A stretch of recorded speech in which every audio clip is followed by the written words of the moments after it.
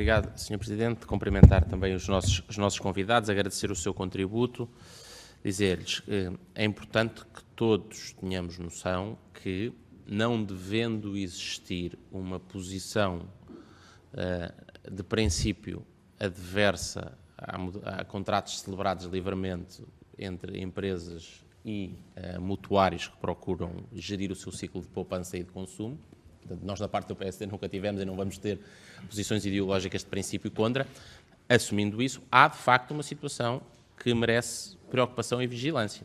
Tanto assim é que o Banco de Portugal, olhando para a evolução dos números, sentiu necessidade de tomar medidas que, em alguns casos, são medidas mais fortes do que em outros países da Europa foram adequados. E nós, na Assembleia da República, estamos naturalmente preocupados.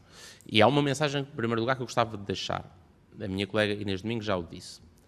Nós nunca podemos assumir que o teto de alarme é o que atingimos em 2007. Nessa altura já estamos completamente debaixo d'água e afogados e as pessoas a pagar muito caro. Não foi isso que disseram, mas é importante que isso nunca seja utilizado. A nossa parte não é.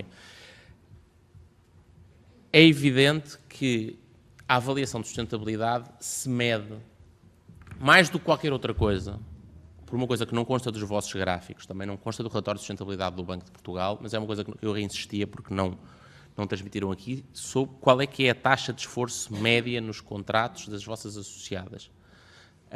E mais do que isso, não só a média, porque a média esconde muitas coisas, qual é que é o número de pessoas, se é possível distribuir isso, se quiserem, por quintis do vosso estoque, quantas pessoas é que estão em cada quintil de taxa de esforço.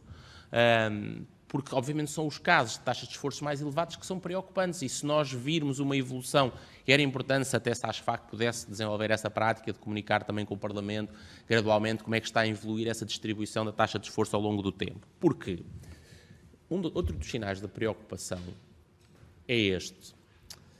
Nós observarmos os níveis de endividamento, os níveis de incumprimento, estarem estabilizados nos anos de 2016, 17 e, sobretudo, 17 e 18, não terem descido significativamente o peso do endividamento no rendimento disponível ou o nível de incumprimento, numa altura em que o ciclo económico atingiu, provavelmente, no mundo, na economia ocidental, o seu melhor período nos últimos 30 anos, termos tido uma estabilidade e não uma redução significativa é muito preocupante. Como dizia o Sr. Presidente, não se pode olhar do ano A ou do ano 0 para o ano -1, porque a evolução mera desse ano pode ser completamente enganadora. Com certeza, devemos olhar para o ponto de partida em que estamos em Portugal.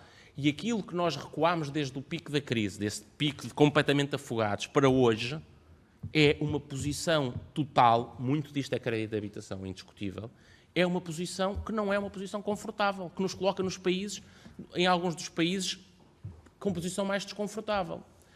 Sendo que, por outro lado, existe outra situação que é altamente preocupante, que é o nível de poupança miserável que existe em Portugal. Reparem, esta expressão não tem nada, vou terminar, Sr. Presidente, de reação contra as vossas associações, as vossas organizações de todo. É um problema que é muito mais nosso, se quiserem, em primeira linha, nosso do Parlamento, do que vosso, microeconomicamente, mas também vos deve preocupar. E, portanto, eu vou terminar com esta outra pergunta. Para além da taxa de esforço média, e se é possível, de alguma forma, vocês desenvolverem essa estatística, se ela não existir, relativamente à distribuição por quintis, o que é que, no agregado, uma avaliação do teste de sensibilidade para o fim da política do BCE e o arrefecimento da economia que se prevê, europeia e portuguesa, o que é que isto nos faz recear e temer?